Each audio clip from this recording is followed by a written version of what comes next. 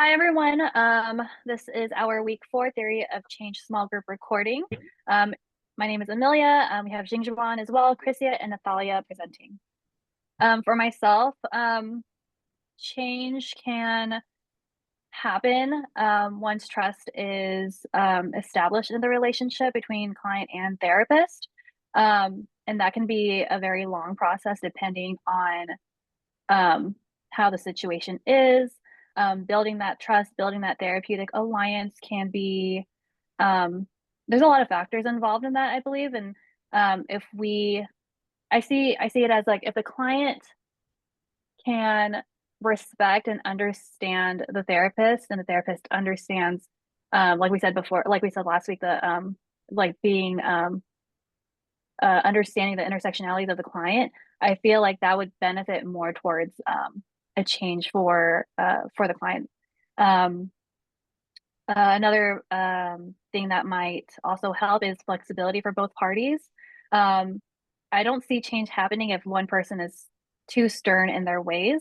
There has to be a little bit of um, like being open towards each other, pretty much, as well. And again, like with that respect towards each other, that's how I see like change happening in therapy. I agree. Another thing I want to add on is I heard like there's another professor. She said that change doesn't happen intellectually, but it happens emotionally. So that just give us the expectation that change may not happen like instinct, it may not happen like during like 1 or 2 sessions, but it takes maybe long term. So we can have maybe more patience to work along with clients to have the change happen, and then the emotional change that can also last longer. Yeah, I think that the dynamics in therapy need to be really solid, right? Like we need to, as clinicians, um, believe in what we are doing right in therapy. First of all, we need to be kind of sure of ourselves, right? That we learned everything, that we know, the different models.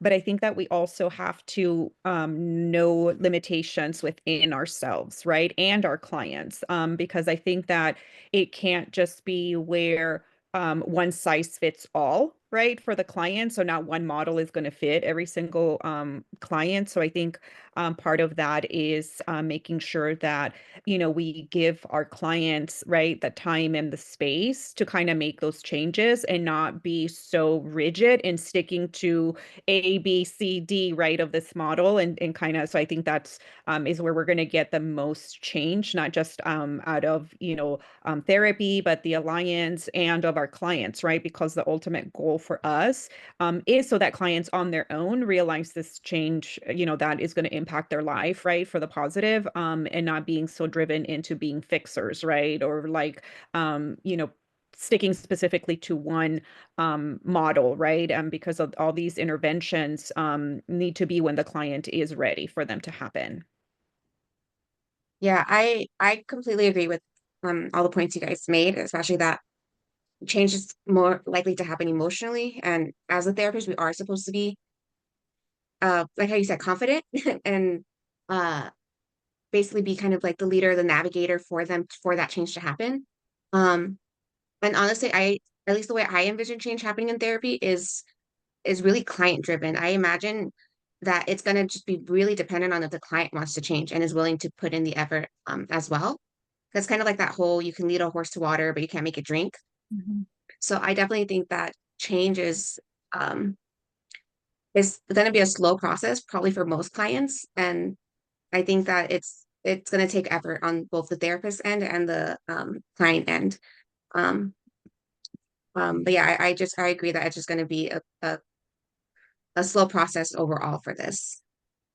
So just for the integration of theory, just being able to incorporate like all the models and the theories that we've learned, and pairing that up with um, the therapeutic alliance, being there for our clients and just making sure that they all mesh together.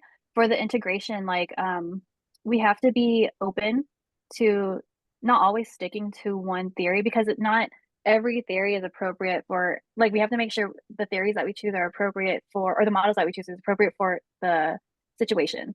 Like, one thing that I do remember is like the structural model may not apply to different family models and family structures, because families do differ in how they are structured, and like you always use the structural model with that, and then like utilizing some bits and pieces like IFS, you can always use the parts component and incorporating that if it's gonna benefit the client. What else?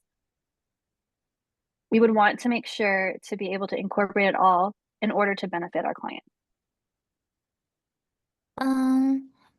Yeah, in integration of theory, that is for us to learn many different theories and have the ability to combine and mix and match, be flexible to come up with a customized theory model for our clients, such as for contextual model, like they talk about fairness and also maybe the destructive entitlement. And this can be maybe combined with the IFS parts if to realizing certain parts is acting in a way to show that this eruptive entitlement.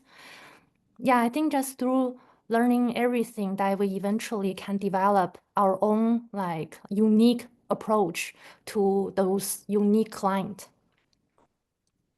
Yeah, I think that we need to adapt, right, to our clients and what they need, right? Like the diversity, whatever is going on with, their family, right? Their family system, right? So knowing that about our clients, making sure that we adapt to kind of what their situation is, because those theory models might not apply to those people, right? With all these different cultural backgrounds, for example, right? Communication patterns, emotional dysregulations that they may be going through. So I think that being consistent and in kind of that flexibility to keep things fluid is, I think, the best integration of theory, right? Sometimes it might be a combination of two different types that might benefit our clients the best.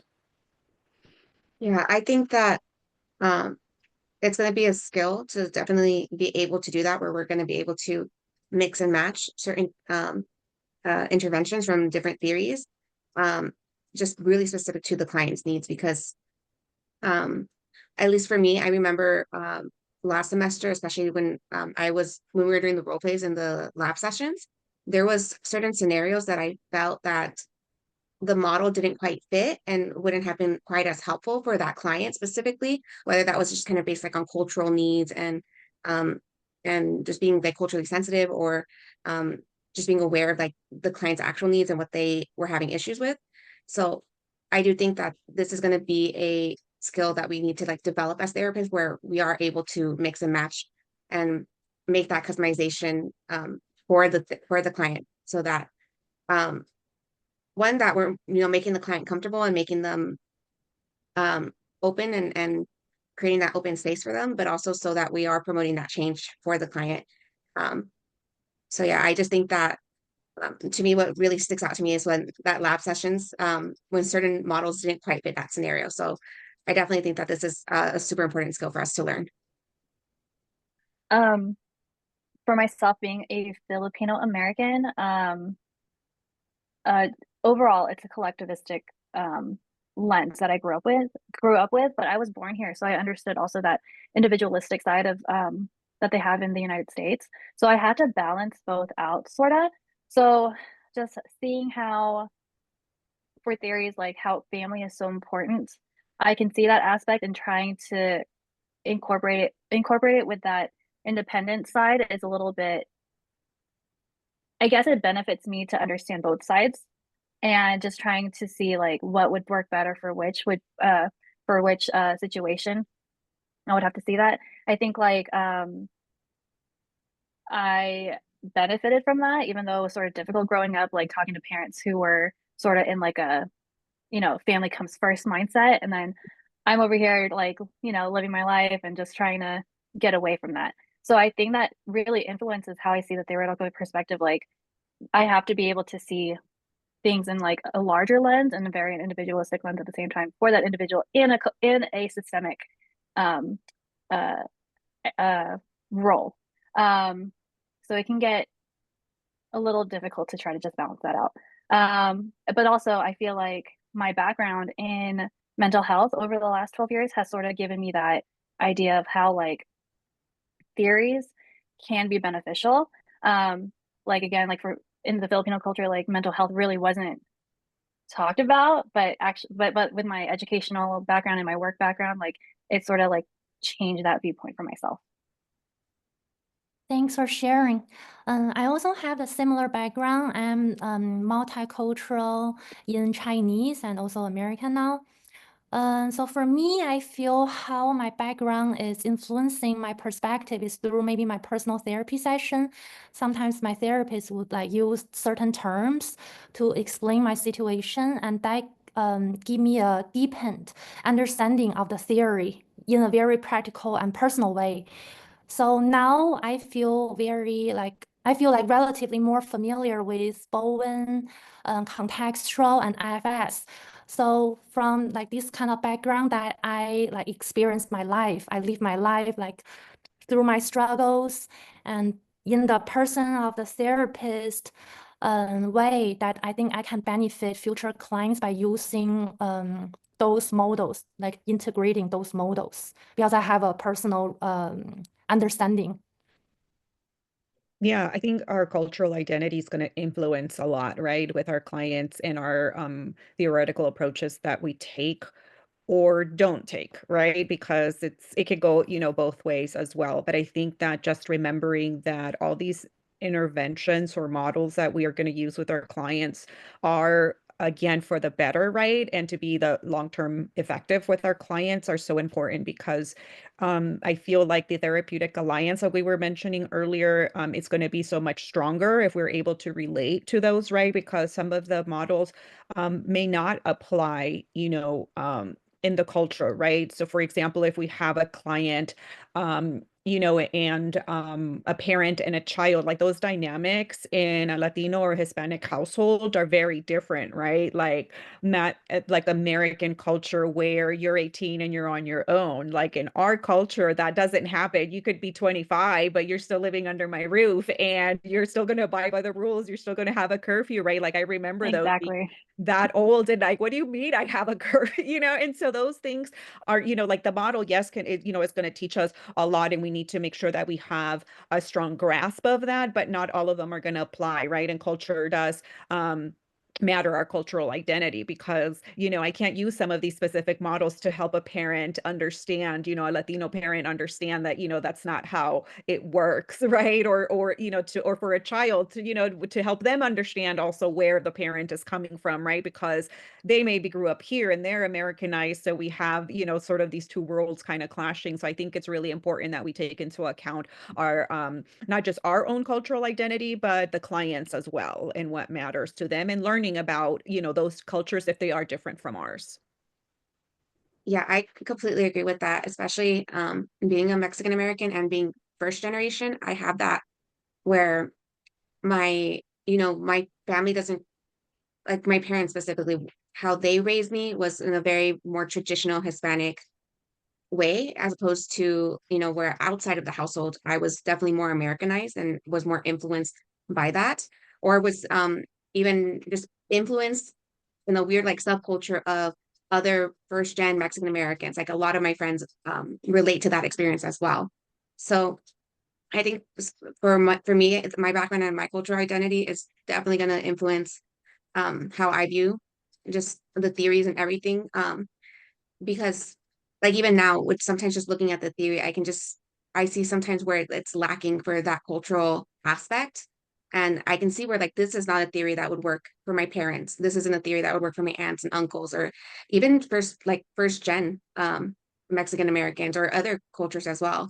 And I definitely think that, like how you were saying, like also with other people from different cultures, it's important for us to learn from them. And I think it's important for us to not have our own biases with our own culture because of how we grew up. So I definitely think that um, culture and your background plays such a huge influence in just kind of every aspect of therapy. Mhm.